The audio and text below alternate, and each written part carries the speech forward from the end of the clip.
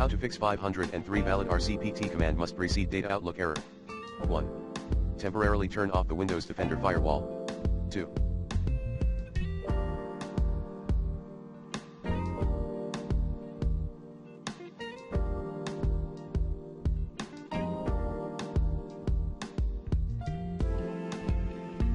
Verify SMTP authentication settings. Note, ensure you're using correct SMTP server port and the encryption protocol. 3.